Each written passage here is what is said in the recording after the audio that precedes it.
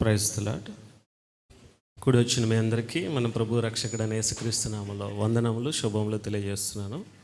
ప్రాముఖ్యంగా నన్ను ఆహ్వానించిన దైవజనులు సత్యం గారికి, వారి కుటుంబానికి, సంఘస్థులైన మీ అందరికీ మరొకసారి ప్రత్యేకమైన వందనాలు తెలియజేస్తున్నాను.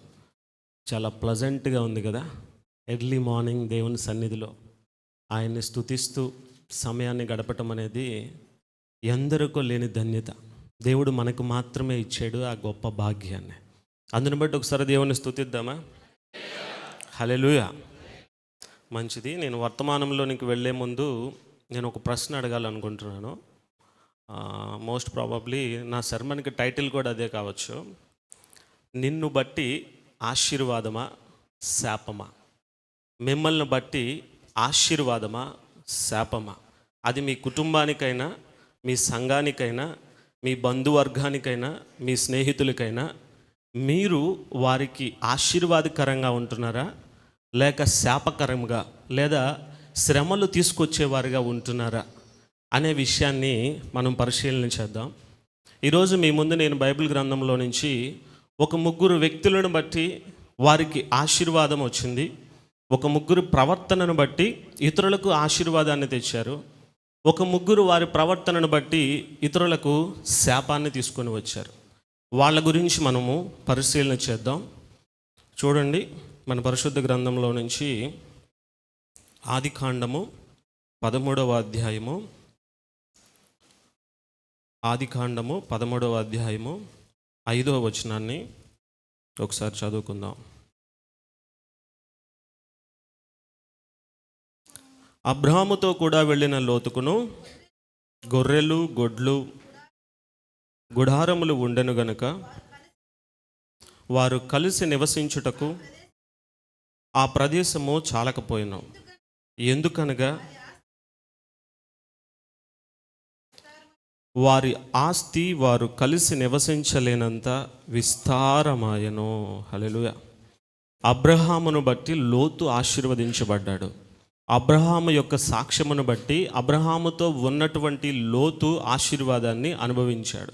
వాళ్ళ ఆశీర్వాదం ఎంతగా విస్తరించిందంటే వాళ్ళంతా కలిసి నివసించడానికి కూడా స్థలము సరిపోనంతగా ఆశీర్వాదాన్ని లోతు పొందుకున్నాడు. ఎందును బట్టి ఆశీర్వాదం వచ్చిందయ్యా అంటే అబ్రహామును బట్టి లోతుకు ఆశీర్వాదం వచ్చింది. మరి అబ్రహాము ఏమి చేయటం వల్ల ఆశీర్వాదం పొందుకున్నాడు, ఆయన లోతుకు ఆశీర్వాదాన్ని ఇచ్చాడు అనేది ఆలోచన చేస్తే మనందరికీ బాగా సుపరిచితమైన వాక్య భాగమే ద్వితీయోపదేశకాండం 28వ అధ్యాయం మొదటి 3 వచనాల్లో చూస్తే, ఆయన మాటను వినుట వలన ఆశీర్వాదము, ఆయన ఆజ్ఞలను అనుసరించుట వలన ఆశీర్వాదము, ఆయన త్రోవలలో నడవటం వలన ఆశీర్వాదము. అబ్రహాము వారి జీవితంలో దేవుని యొక్క మాటలను తూచా తప్పకుండా విన్నాడు. ఆయన చెప్పిన వెంటనే తను ఉన్నటువంటి స్వజనాన్ని విడిచిపెట్టి తను దేవుని చెప్పిన ప్రాంతానికి ప్రయాణమై వెళ్ళాడు. ఆయన మాటను విన్నాడు. దేవుడు ఆయనకి ఆజ్ఞాపించిన ప్రతి ఆజ్ఞను కూడా ఆయన అనుసరించాడు. దేవుని మార్గంలోనే ఆయన నడవటం ప్రారంభించాడు. దానిని బట్టి అబ్రహాము ఆశీర్వాదాన్ని పొందుకున్నాడు. అబ్రహాముతో పాటుగా లోతు కూడా ఆశీర్వాదాన్ని పొందుకున్నాడు. మరొక వ్యక్తిని చూద్దాం. ఆదికాండం 30వ అధ్యాయం 30వ వచనం. ఆదికాండము 30వ అధ్యాయము 30వ వచనం. నేను రాక మునుపు నీకుండినది కొంచెమే, అయితే అది బహుగా అభివృద్ధి పొందెను. నేను పాదము పెట్టిన చోటెల్లా యెహోవా నిన్ను ఆశీర్వదించెను. నేను నా ఇంటి వారి కొరకు ఎప్పుడు సంపాద్యము చేసుకొందును. నేను ఇక్కడ యాకోబు మాట్లాడుతూ ఉన్నాడు తన మామ అయిన లాబానుతో. యాకోబును బట్టి లాబాను ఆశీర్వాదాన్ని పొందాడు. ఎలాంటి ఆశీర్వాదం అంటే యాకోబు అడుగు పెట్టిన ప్రతి స్థలము, ఆయన పాదము పెట్టిన చోటనెల్లా యెహోవా ఆయనను ఆశీర్వదించాడంట. యాకోబును బట్టి లాబాను ఆశీర్వాదాన్ని పొందాడు. అలాగే ఇంకొక వ్యక్తిని చూద్దాం. ఆదికాండం 39:5. అతడు తన ఇంటి మీదను తనకు కలిగినంతటి మీదను అతని విచారణకర్తగా నియమించిన కాలము మొదలుకొని యెహోవా యోసేపు నిమిత్తము ఆ ఐగుప్తీయుని ఇంటిని ఆశీర్వదించెను. యెహోవా ఆశీర్వాదము ఇంటిలోనేమి పొలములోనేమి అతని కలిగిన సమస్తము మీదను ఉండెను.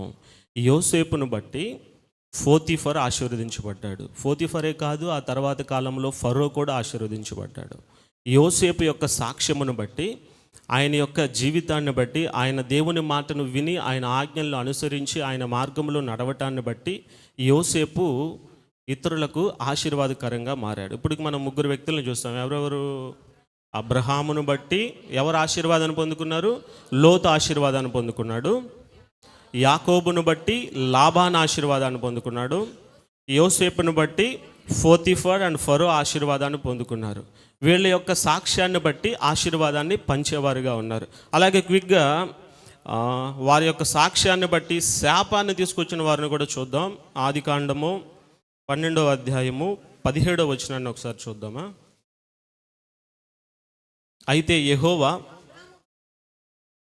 అబ్రాహాము భార్య అయిన శారాయిని బట్టి ఫరోను అతని ఇంటి వారిని మహావేదనల చేత బాధించెను. ఇక్కడ శారాయిని బట్టి ఫరో ఇంటి వారికి వేదన వచ్చింది, శ్రమ వచ్చింది, శాపం వచ్చిందని అనుకోవచ్చు.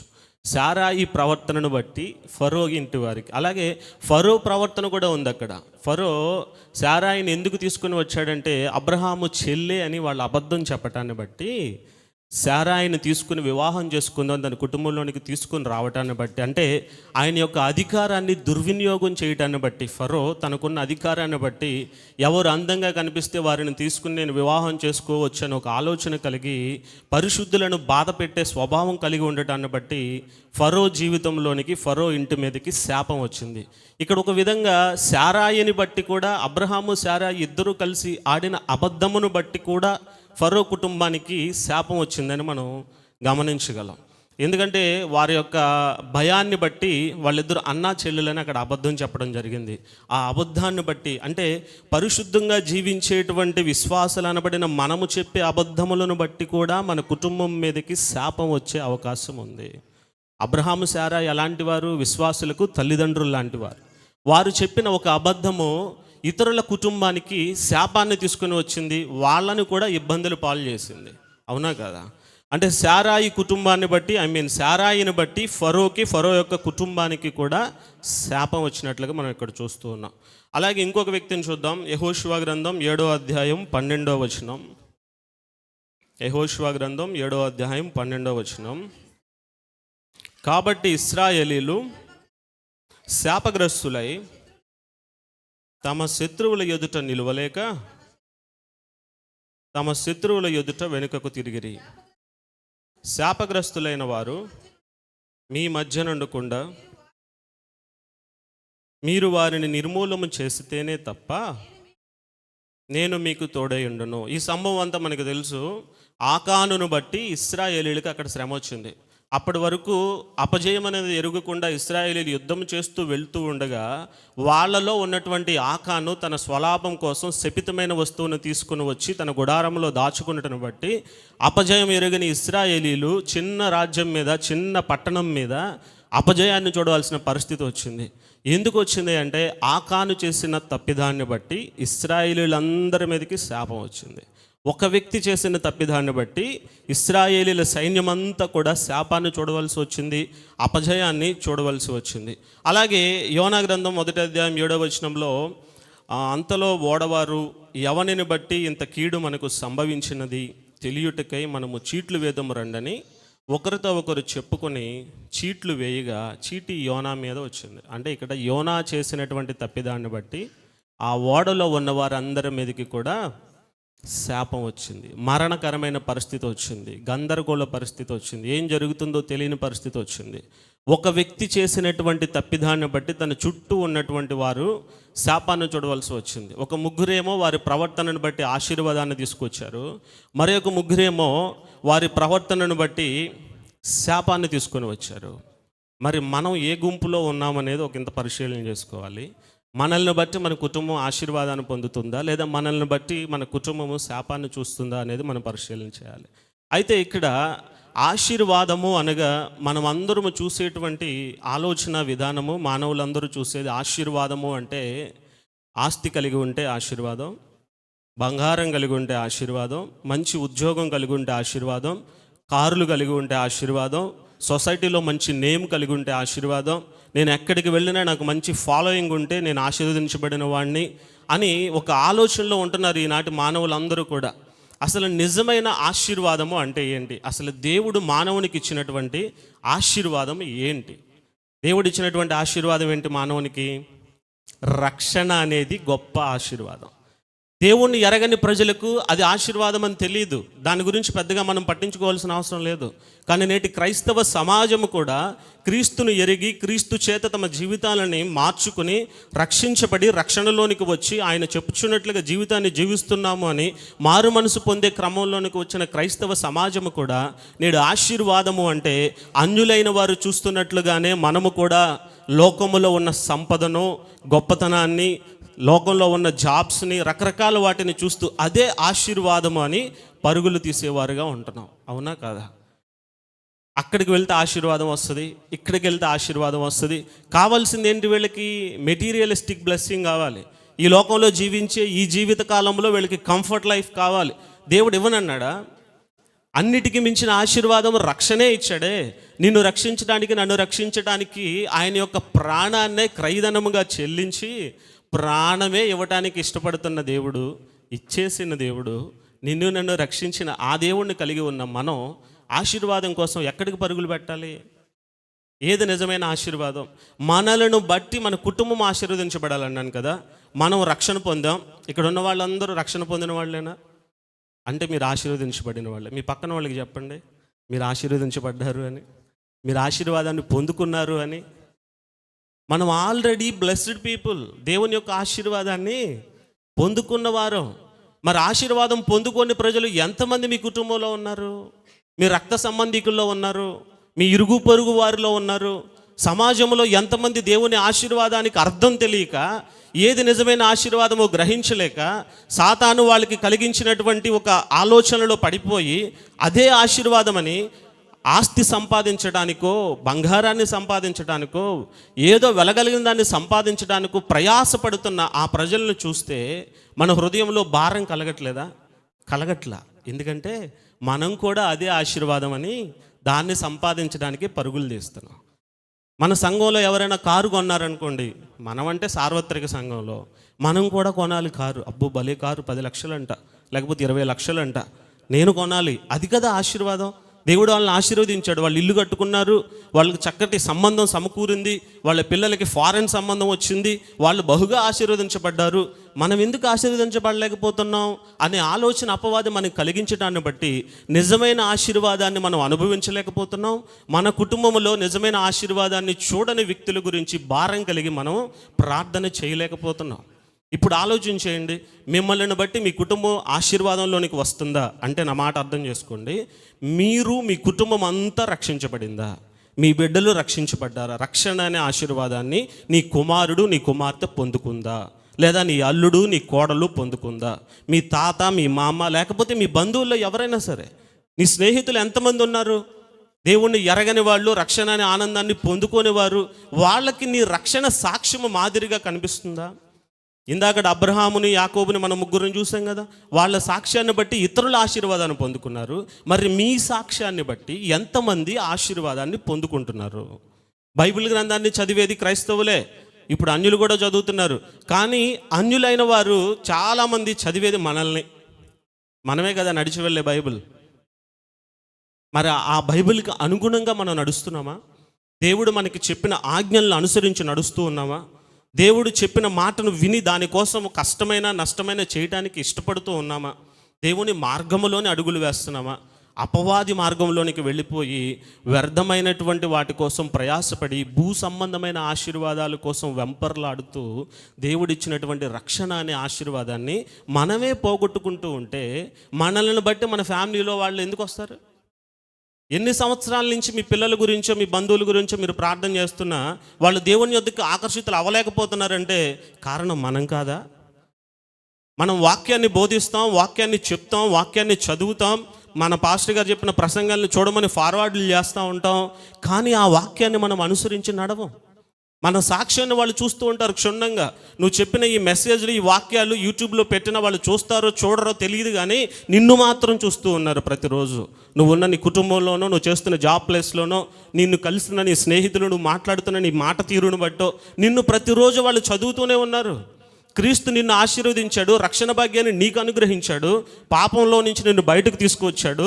లోకంలోనికి నువ్వు వెళ్ళిపోయి పాపంలో పడిపోతున్న పతనావస్థలోకి వెళ్ళిపోతున్న నీ ఆత్మకు రక్షణనిచ్చి నిన్ను ప్రత్యేకపరిచి తీసుకుని వచ్చి ఆయన బిడ్డగా నిన్ను ఇక్కడ కూర్చోపెట్టి సంఘములో సేవకుల ద్వారా అనేక విషయాలు బోధిస్తూ ఆయన మీతో మాట్లాడుతూ మిమ్మల్ని బలపరుస్తూ ఉంటే మరి దానికి తగిన ప్రవర్తన మీరు కలిగి ఉంటూ ఉన్నారా? మీరైనా నేనైనా అట్టి ప్రవర్తన కలిగి లేకపోతే మనం ఎన్ని ప్రసంగాలు చెప్పినా, ఎన్ని మాటలు చెప్పినా, వాళ్ళకి ఎంత మంచి చేయడానికి మనం ప్రయత్నం చేసినా, మన సాక్ష్యము సరైనదిగా లేకపోతే ఒక్కళ్ళు కూడా దేవుని వద్దకు రారు, వచ్చినా నిలవరు. ఎందుకు నిలవట్లేదు అంటే మొదట మనము నిజమైన ఆశీర్వాదాన్ని పొందుకుని ఉన్నాము అని ఆ ఆశీర్వాదాన్ని అనుభవించడం మర్చిపోతున్నాం. ఆశీర్వాదాన్ని పొందుకున్న మనం ఆయనతో సహవాసము చేయకుండా లోకముతో సహవాసం చేయటానికి, లోక స్నేహాలు చేయటానికి పరుగులు తీస్తున్నాం. వాళ్ళకి ఏ మాదిరి చూపిస్తున్నాం? మనం ఇతరులకు మనం ఏ విధంగా దేవుణ్ణి చూపించగలుగుతున్నాం మనం పరిశీలన చేసుకోవాలి. మనకు తెలియకుండానే అబ్రహాము, శారా లాంటి వాళ్ళ యొక్క ప్రవర్తనను బట్టే ఇంకొక కుటుంబానికి ఏమొచ్చిందంట? శాపం వచ్చిందంట. చిన్న అబద్ధమే కదా. అబద్ధం ఆడకుండా ఈ రోజున ఎవరు ఉంటున్నారు అని అబద్ధాలు ఆడేస్తూ ఉంటారు. ఏముందిలే, దేవుడు క్షమించమని అడిగితే క్షమిస్తాడు. మన దేవుడు ప్రేమమయుడు కదా. మనం ఏం చేసినా సాయంత్రానికి మోకాళ్ళేసి, ప్రభువా తప్పైపోయిందయ్యా, అబద్ధం ఆడానయ్యా, తిట్టానయ్యా, క్షమించయ్యా అంటే క్షమించేస్తాడు కదా. దాన్ని గ్రాంటెడ్గా తీసుకుని తెలిసి చేస్తూ ఉన్నారు చాలామంది ఈ రోజున అన్యుల మధ్యలో క్రైస్తవుల గురించి ఎలాంటి మాటలు వింటున్నాం? మరి మనకి భారం కలగట్లేదా? మనము సత్యవాక్యాన్ని అనుసరించి నడుస్తూ ఉన్నప్పుడు మన హృదయంలో మంట పుట్టాలి. మనం ఆశీర్వదించబడ్డాం, మన ఆశీర్వాదాన్ని మన కుటుంబాలకు కూడా అందించాలి, మన స్నేహితులకు అందించాలి. నిజమైన ఆశీర్వాదాన్ని వాళ్ళకి మనం రుచి చూపించాలి. యెహోవా ఉత్తముడని మనం రుచి చూసి తెలుసుకున్నాం. మనం తెలుసుకున్న ఈ రుచిని ఇతరులకు మనం ఎలా చూపించగలుగుతాం? మన ప్రవర్తనను బట్టే చూపించగలుగుతాం, మన సాక్ష్యాన్ని బట్టే చూపించగలుగుతాం. ఆ సాక్ష్యాన్ని మనం కాపాడుకోవాలి, ఆ ప్రవర్తన ఇతరులకు చూపించాలి అంటే మనం ఏం చేయాలి? దేవునికి దగ్గరగా ఉండాలి. ఎంతమంది దేవునికి దగ్గరగా ఉంటున్నారు? దేవునికి దగ్గరగా ఉండటం అంటే మందిరానికి దగ్గరగా ఉండటం అని కాదు నా కాన్సెప్ట్, నా ఉద్దేశం. మీరు ఎక్కడైనా ఉండొచ్చు, మీ హృదయం దేవునికి దగ్గరగా ఉండాలి. దేవునితో మీరు అనుసంధానం చేయబడిన వారుగా ఉండాలి. మీ గురించి మీరు సాక్ష్యం పలకట కాదు, మిమ్ముని గురించి అన్యులు సాక్ష్యం చెప్పాలి.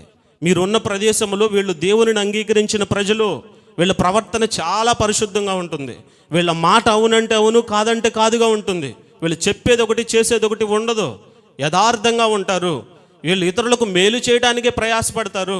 క్రీస్తు మనసు కలిగి ఉన్నవాడు తాను బాధపడైనా సరే ఎదుటివాడికి మేలు చేయడానికి ఇష్టపడతాడు. ఆ సాక్ష్యాన్ని మీరు ఇతరులకు చూపించగలుగుతున్నారా?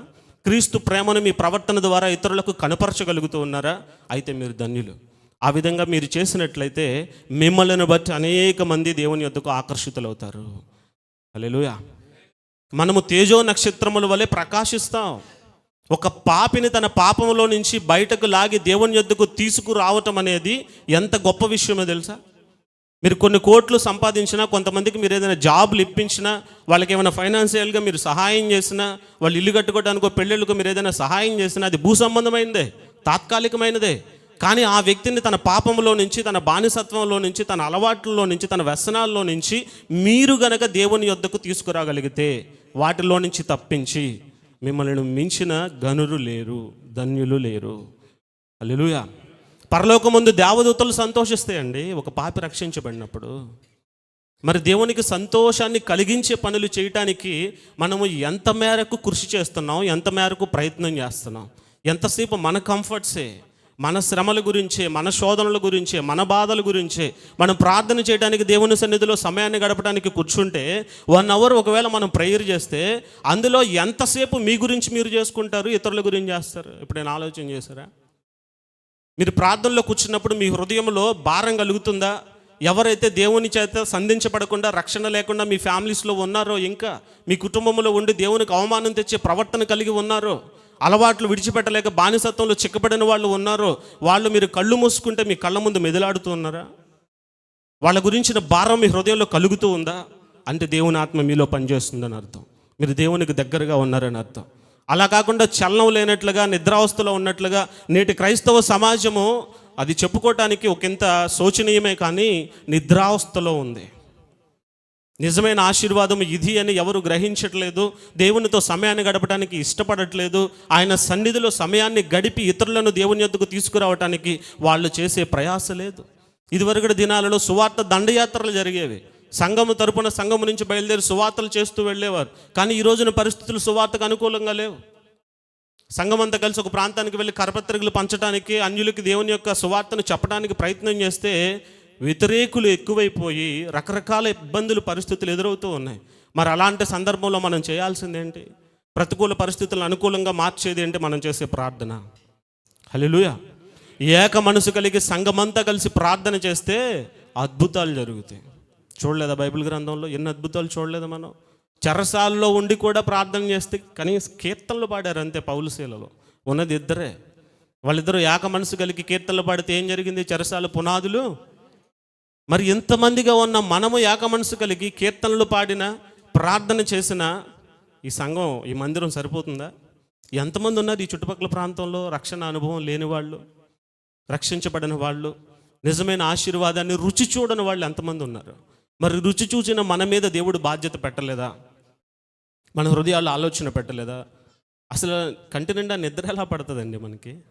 మన కుటుంబంలో రక్షణ లేని ఒక వ్యక్తి ఉంటే, మన అన్నో, తమ్ముడో, మనవడో, లేకపోతే మన ఫ్యామిలీ మెంబర్ ఎవరో, మన బంధువులు.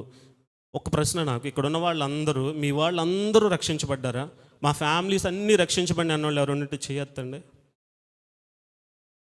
ఒక్కళ్ళు కూడా ఉండవు. ఇంకా రక్షణ లేని వాళ్ళు ఎందరో ఉన్నారు. నిజమైన ఆశీర్వాదాన్ని రుచి చూడని వాళ్ళు ఎందరో ఉన్నారు. మరి ఆశీర్వదించబడి ఆశీర్వాదాన్ని పొందుకుని దాన్ని అనుభవిస్తున్న మనమే ఆ సంతోషంలో ఉండిపోతే వాళ్ళకి ఆశీర్వాదాన్ని ఎవరిస్తారు? వాళ్ళకి తెలీదు. ఇప్పుడు ఒక త్రాగుబోతు ఆ బానిసత్వంలో నుంచి బయటకు రావడానికి చాలా ప్రయత్నాలు చేస్తాడు. చేయడా? రోజు ఎన్ని ఒట్లేస్తాడు వాళ్ళ భార్యకి, పిల్లలకి. మార్నింగ్ తెల్లవారిన తర్వాత మళ్ళీ మామూలే కదా. అంటే అతని వల్ల కాదు.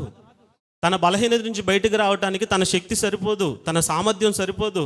దేవుని ఆత్మ సహాయం కావాలి. ఆల్రెడీ రక్షణ పొంది బలం పొందిన మనము, బలవంతులుగా ఉన్న మనము బలహీనులను ఏం చేయాలి?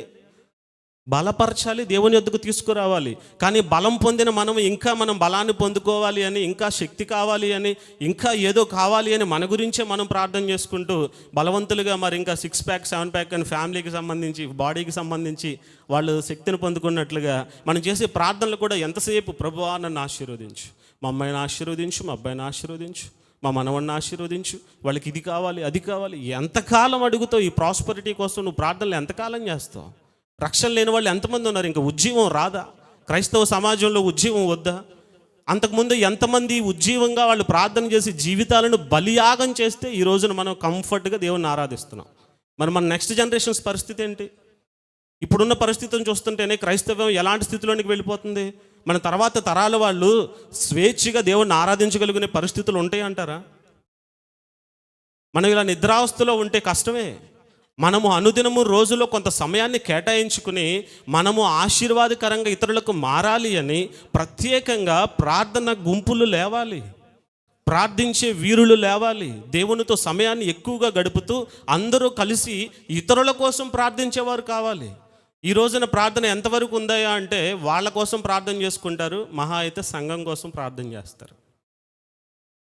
కానీ రక్షణ లేని, సంఘానికి సంబంధం లేని, దేవుడంటే తెలియని అనేక మంది మన ముందు తిరుగుతూ ఉన్నారే, తాగుతూ తూలుతూ.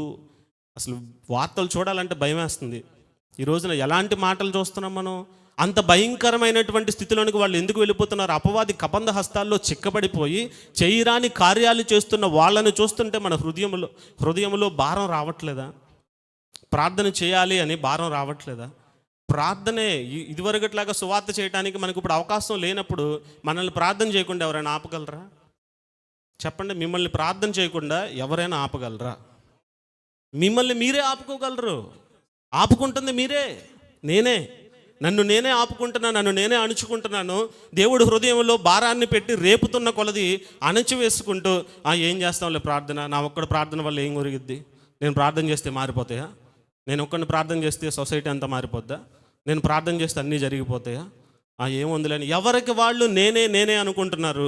అందరూ నేను అనేది పక్కన పెట్టి మనం అనుకుంటే, ఇక్కడ ఉన్న వాళ్ళందరూ కలిసి ఒక్కసారి దేవునికి స్తోత్రం చెప్పండి గట్టిగా.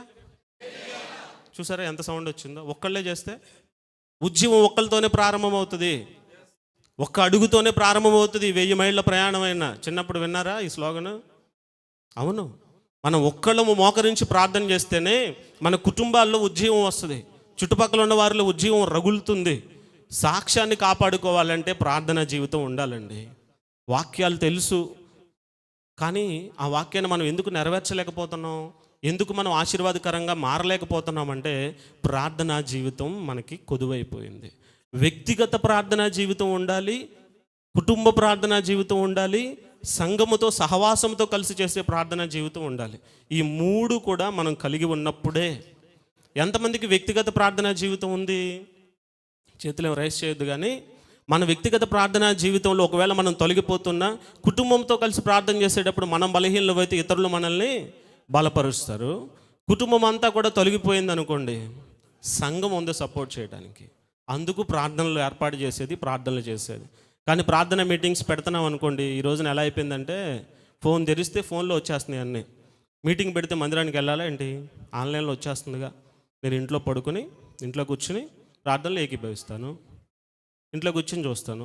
ఈ ఆన్లైన్లో ఇవన్నీ పెట్టింది ఎందుకంటే అవకాశము లేక వాళ్ళు ప్రయాణాలు చేసేటప్పుడు మంచం మీద ఉండి లేలేని పరిస్థితిలో ఉన్న వాళ్ళ కోసం ఏర్పాటు చేస్తాం. కానీ మన వాళ్ళు ఏం చేస్తున్నారంటే వాక్యం నేను వింటున్నానుగా, వాక్యం వినటం ప్రాముఖ్యం అనే కాన్సెప్ట్లో ఉండిపోయి దేవుని సన్నిధికి కూడా రావడం మానేస్తూ ఉన్నారు. నేను చెప్తున్నాను ప్రియులారా, మీరు అందరూ ఏక మనసుతో సంఘంలో ఏకీభవించి సంఘ కాపురు ఏర్పాటు చేస్తున్న ప్రతి క్రమానికి మీరు కనుక రాగలిగినట్లయితే, ప్రార్థించగలిగినట్లయితే మీ కుటుంబాల్లో ఎవరో మార్పు చెందని వారు ఉండరు. హల్లెలూయా. నమ్మిన వాళ్ళు ఒకసారి దేవునికి స్తోత్రం చెప్తారా? నిన్ను బట్టి నీ కుటుంబానికి ఆశీర్వాదమా? మీరు ఆశీర్వాదకరంగా ఉందామనుకుంటున్నారా, లేకపోతే ఇతరులకు శ్రమలు తెచ్చేవారు ఉందామనుకుంటూ ఉన్నారా? మిమ్మల్ని మీరే పరిశీలన చేసుకోండి. దేవుడైతే ఎంతగానో మన మీద భారం పెట్టాడు. మనం ఆల్రెడీ రక్షించబడ్డాం, ఆశీర్వదించబడిన ప్రజలం. యెహోవా చేత ఆశీర్వదించబడిన వాడా లోపలికి రమ్ము అని మీరు ఇతరులకు చెప్పగలగాలి. దేవుని చేత ఆశీర్వాదం పొందని అనేక మంది ఉన్నారు, వాళ్ళకు కూడా ఆశీర్వాదాన్ని మీరు గిఫ్ట్గా ఇవ్వగలగాలి. మీ పిల్లలకి మీరు ఆస్తులు సంపాదించి కోట్లు ఇచ్చినా ఇవ్వకపోయినా పర్వాలేదు, కానీ వాళ్ళకి రక్షణను మాత్రం మీరు ఇవ్వగలిగితే మిమ్మల్ని మించిన ధనవంతులు లేరండి. మనం ఉన్నా లేకపోయినా, మనం ఇచ్చిన ఆస్తి ఉన్నా లేకపోయినా, అంతస్తులు ఉన్నా లేకపోయినా రక్షణ అనేది వాళ్ళకు ఉంటుంది. తరతరాల్లోనికి వెళ్ళాలి. తరం వెంబడి తరం దేవునిని ఎదుర్కోవాలి, దేవునిలో బలపడాలి. ప్రార్థన చేసుకుందాం.